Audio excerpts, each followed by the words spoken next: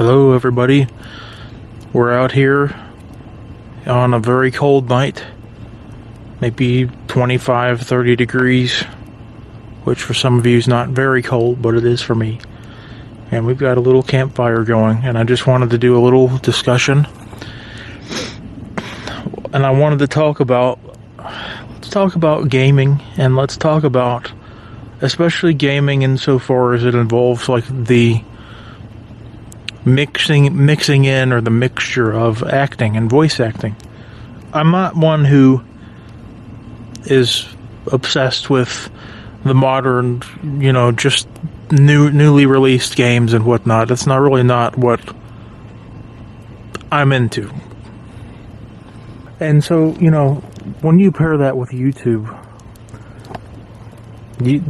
every channel has to make decisions like this. And, they often go one of two ways. A lot of people watch channels, and you can probably tell that they're just doing it, and their heart is not in it. There's an ulterior motive, and for most people and most YouTubers, that ulterior motive is probably money. And for some, it might be popularity as well. And for me, I'm trying to, and this is where the psychology stuff comes in. Okay, it all does link together. I don't know if you've noticed that, and again, you probably have. But it all links together, everything that I do. So, I try to be genuine in my real life, real life, as I am. And for me, real life is not a compartment separate from who I am on YouTube or other social media. It's all linked. I am me.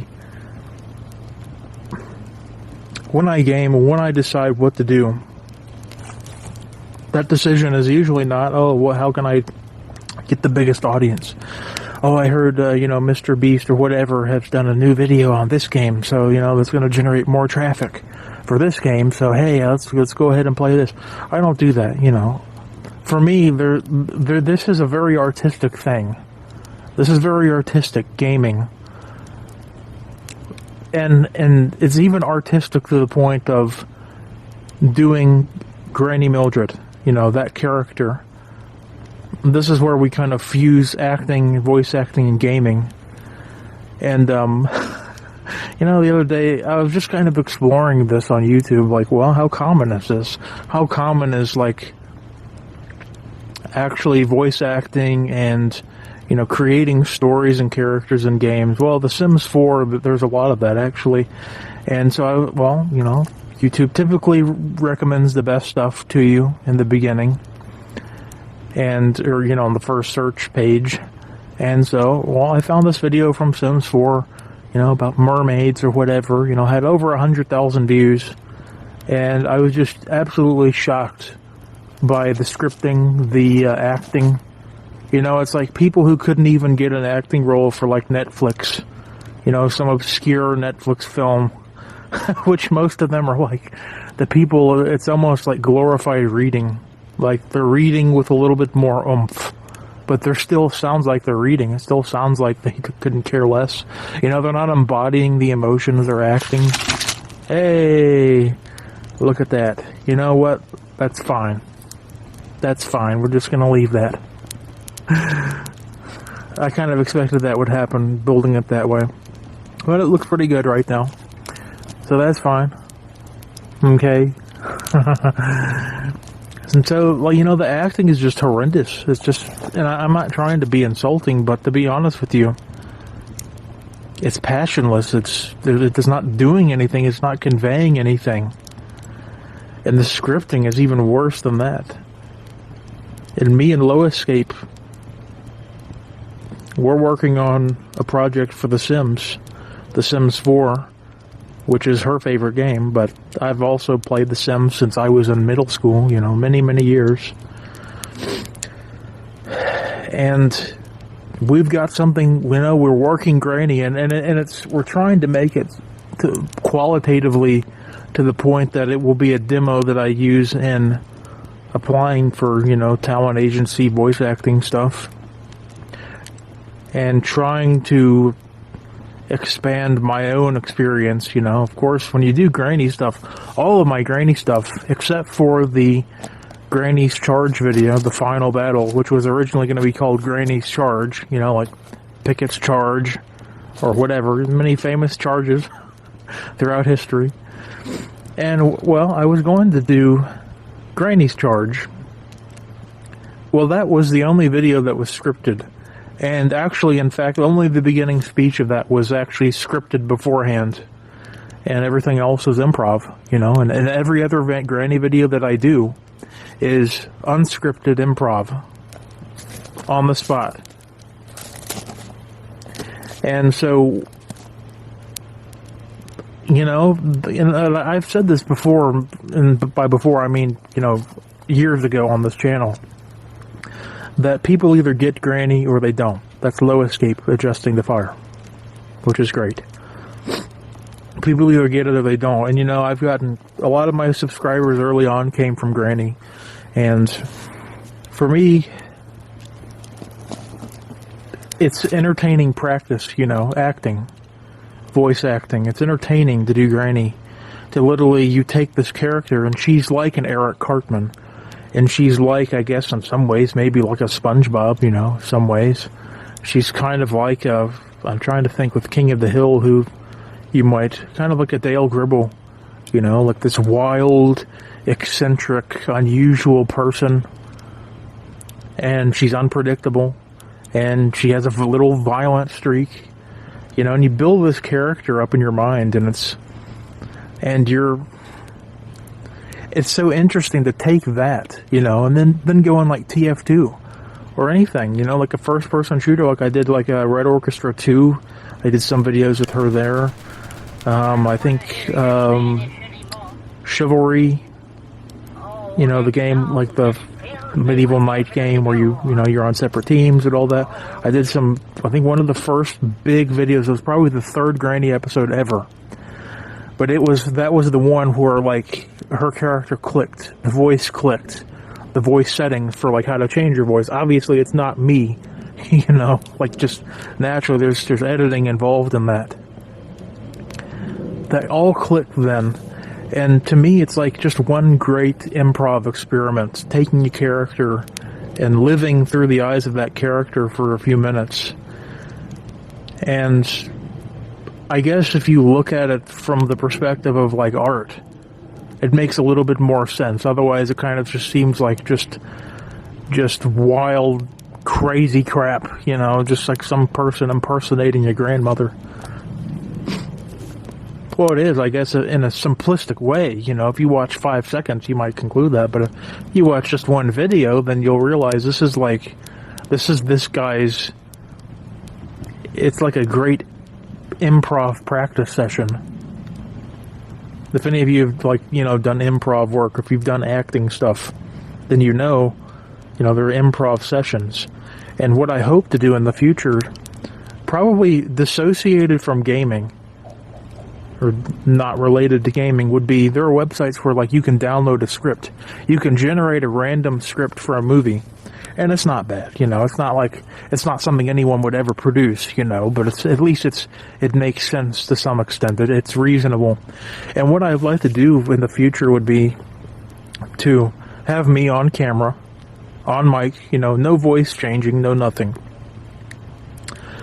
And really not even worrying about the voice acting side, but just the acting side, me on camera, and I will literally, you know, have my screen shared and everything, and literally just generate a script right there, and then embody an emotion. Like, let's say we'll do anger, you know, and I'll read the script, you know, as the main character in an angry manner, embodying anger, conveying the real emotion of anger, and then do sadness, you know, and go through this.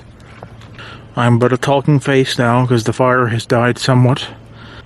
I'm just some guy who grew up in, you know, just a random part of a small state. Never lived in a big city. Never been around, you know, all the acting schools, all the whatever, you know, and even then I'm not somebody who's dedicated to just one area of art. You know, you can tell that by my channel. It's not quite as bright. It's not bright enough for me to show my face, my ugly face. But I've done a little bit of everything. You know, when I was younger, I wrote, you know, and I mean much younger, long before adulthood. You know, I dabbled in writing music. I played banjo for 5 or 6 years. I can't remember how long.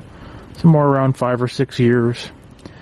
And done video work, obviously, with this. I've dabbled in art, digital art, very briefly.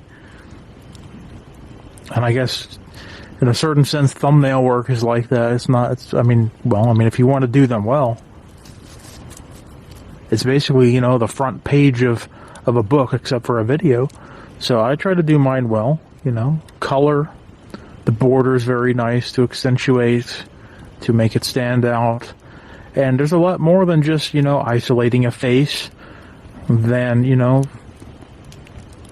there's a lot that goes into it. It's not just slapping text on a screenshot with an isolated cutout of my face. The face goes through so many different level adjustments of all kinds, you know, and the mic and the headphones, which I typically wear, which I typically record with, you know, those get treated differently than my face, and my hair gets treated differently, you know, to make it all stand out. And, you know, with gaming especially, you know, it's you know, oftentimes the screen is not a screenshot, actually.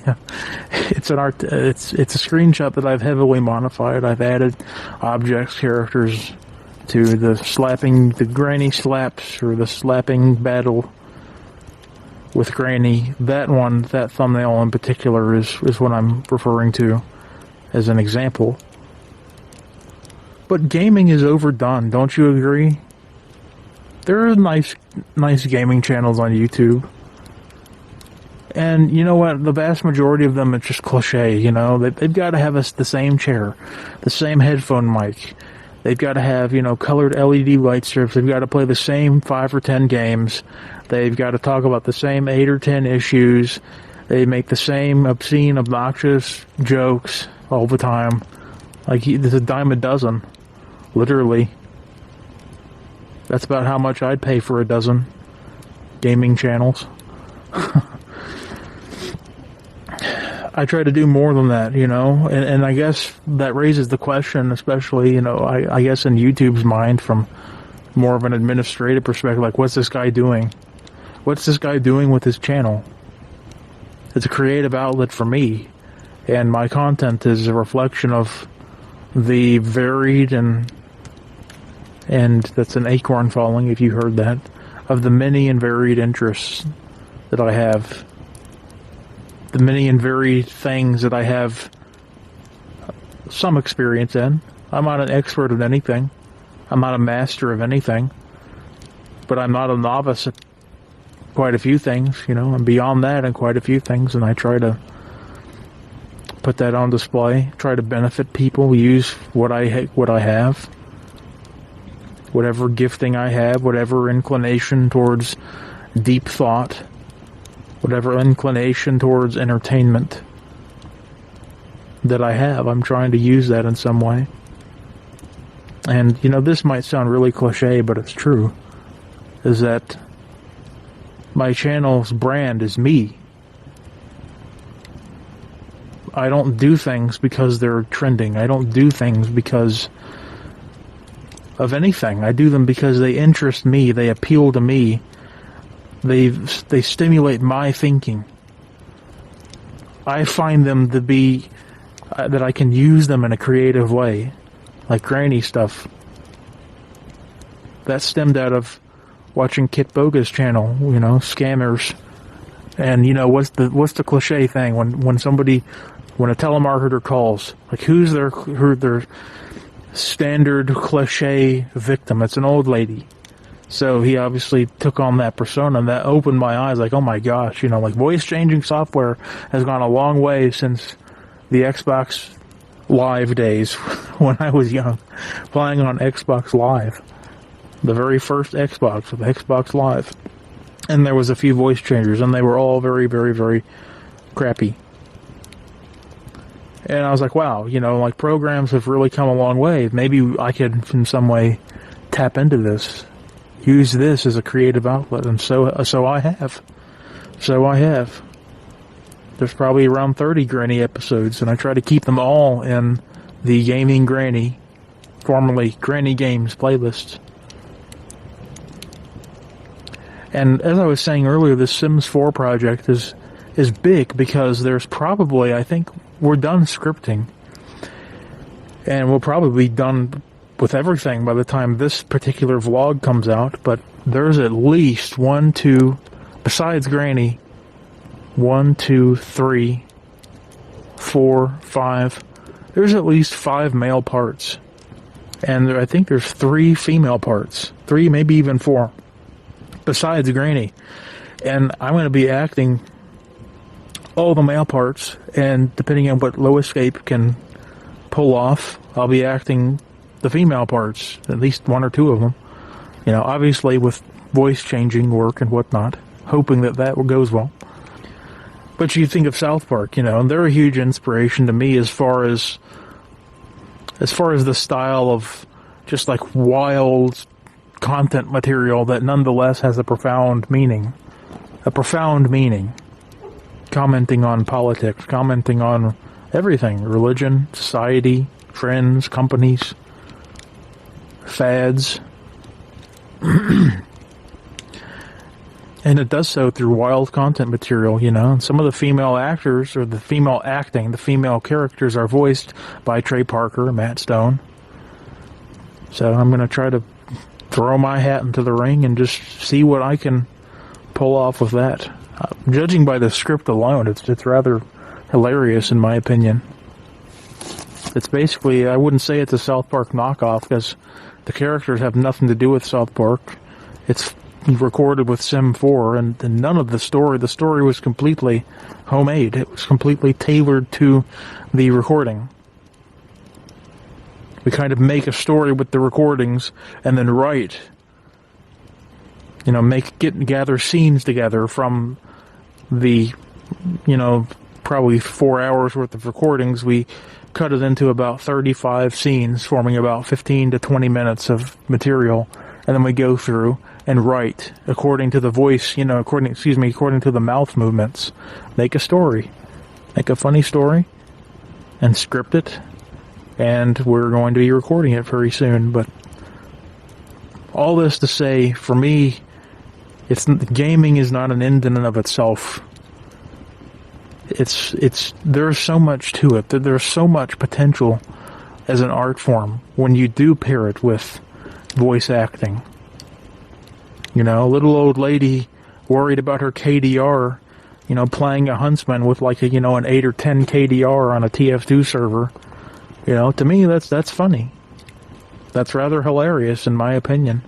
And, you know, people, like I said, either get it or they don't. Some people think it's just wild and stupid. Other people see the nuance in it and get the sarcasm. There's a lot of innuendo and references to like pop culture and stuff that Granny makes. And this is all improv, of course. And I just enjoy that. I enjoy the very creative, on the cuff, on the fly stuff. And I guess the more I've done it, the more I see the joy of like voiceover and creating characters and writing, scripting. My least favorite part is the editing.